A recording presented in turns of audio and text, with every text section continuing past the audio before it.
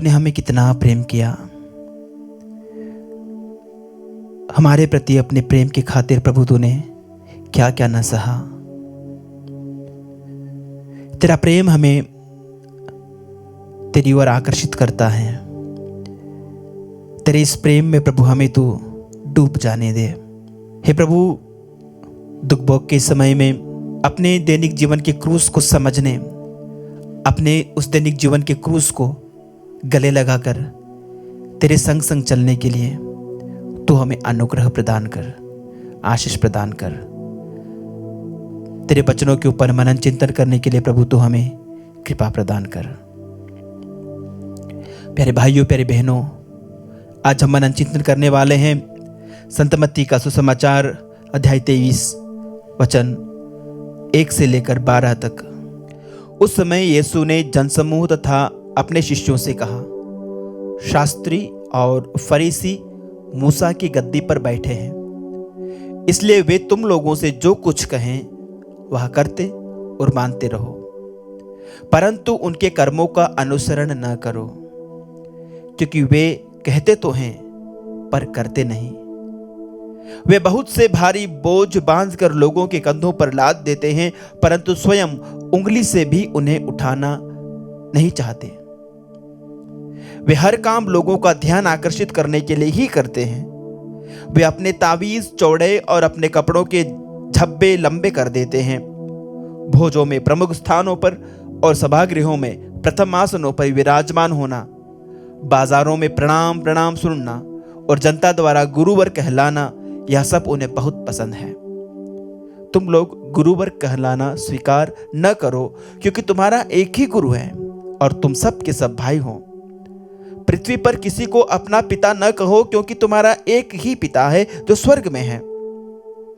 आचार्य कहलाना भी स्वीकार न करो, क्योंकि तुम्हारा एक ही आचार्य है, अर्थात मसीह। जो तुम लोगों में से सबसे बड़ा है वह तुम्हारा सेवक बने।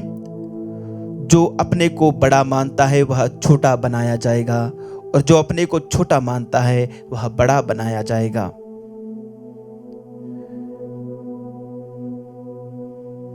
प्रभु का पवित्र सुसमाचार। हे क्रिस्त, तेरी स्तुति हो। प्रभु यीशु ख्रिस्त में प्यारे भाइयों, प्यारे बहनों, प्रभु बारंबार हमें आगाह करते हैं हमारे धार्मिक जीवन को सुधारने के लिए। प्रभु ये चाहते हैं कि हम कभी भी शास्त्रियों की तरह, फरीसियों की तरह ना बने, जो सिर्फ बाहरी दिखावा करते हैं। प्रभु हमें इस बात के लिए भी आगाह करते हैं कि कलीसिया में जो हमारे अधिकारी लोग हैं, जिन्हें कलीसिया की ओर से अधिकार मिला है शिक्षा देने का, धर्म ग्रंथ की व्याख्या करने का, प्यारे भाइयों, प्यारे बहनों, आप लोग कई सारे प्रचारकों को देख सकते हैं, कई सारे प्रभु के दासों को देख सकते हैं जो प्रचार करते हैं, जो वचन सुनाते हैं, जो वचन की घोषणा करते हैं, और उनके वाणी, उनके वचन, उनका प्रचार बहुत प्रभावशाली होता है।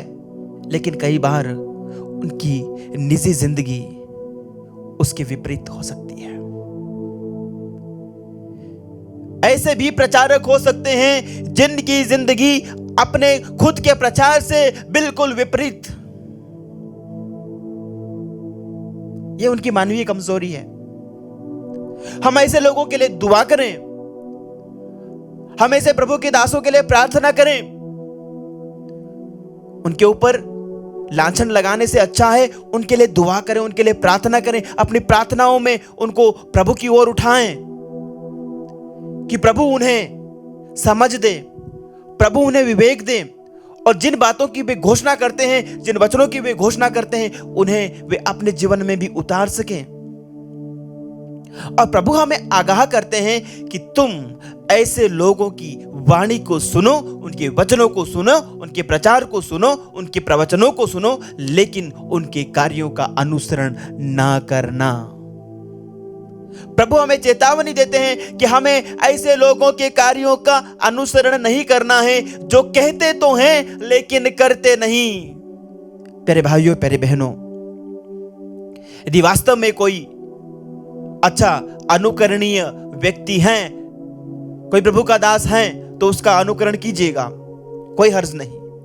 लेकिन ऐसा व्यक्ति जो गलत कार्य करता है लेकिन शिक्षा सही देता है, तो प्रभु कहते हैं उसकी शिक्षा ले लीजिए, उसके कार्यों को नहीं। प्यारे भाइयों, प्यारे बहनों, और प्रभु ऐसे लोगों को आगाह करते हैं जो ऐसा काम करते हैं। प्रभु उन्हें धिक्कारते हैं, प्रभु उनके उन काली करतूतों को उजागर करते हैं। प्रभु कहते हैं कि ये सिर्फ लोगों का ध्यान आकर्षित करने के लिए काम करते हैं। अपने तावीज बड़े कर लेते हैं, अपने कपड़ों के झब्बे लंबे कर देते हैं, भोजों में प्रमुख स्थानों पर बैठना पसंद करते हैं, बाजारों में प्रणाम प्रणाम सुनना पसंद करते हैं। यानी ये अपनी मिनिस्ट्री को, ये अपनी सेवकाई को अपनी महिमा के लिए इस्तेमाल करना चाहते हैं। प्यारे भाइयों, प्यारे बहनों, प्रभु कहते हैं कि हमारा मनोभाव ऐसा नहीं होना चाहिए। गुरुवर कहलाने के लिए मत तरसो, प्रणाम प्रणाम सुनने के लिए मत तरसो, लोगों की वाहवाही सुनने के लिए अपने कान हमेशा मत तरसाते रहो, नाम कमाने के लिए काम मत करो, शोहरत पाने के लिए प्रचार ना करो। बस संत पौलुस की तरह हम ये कहें कि मैं जो कुछ भी करूं प्रभु को अच्छा लगूं। प्यारे भाइयों, प्यारे बहनों, एक सुंदर बात मुझे याद आती है। कुछ दिनों पहले कुछ फादर्स हमारे साथ थे, वो कुछ शेयर कर रहे थे। एक फादर ने अपने आध्यात्मिकता की कुछ पहलुओं को हमारे साथ साझा किया और वे कह रहे थे, सुबह उठ के जब वो प्रार्थना करते हैं तो उनका मनोभाव होता है, हे प्रभु मुझे ये सिखा कि आज के दिन के लिए तेरी क्या रजा है, तेरी क्या मर्जी है मेरे लिए। और जब मैं सोने जाता हूं तो मैं प्रभु से कहता हूं, प्रभु क्या तू मुझसे खुश है? आज के दिन के कामों से प्रभु क्या तू खुश है? Lord are you happy with me? एक सुंदर प्रार्थना, एक वाक्य की प्रार्थना, वो एक वाक्य हमारे पूरे दिन का इवैल्यूएशन, पूरे दिन का मूल्यांकन हमारे सामने रख देता है। प्रभु क्या तू मुझसे खुश है? मेरे भाइयों, मेरे बहनों, ये 40 काल हमारे लिए एक समय है आत्ममंथन करने का, अपनी गिरिबाह में झांक के देखने का, अपनी आध्यात्मिकता को टटोल के देखने का। क्या हम प्रभु को पसंद आने वाले काम कर रहे हैं?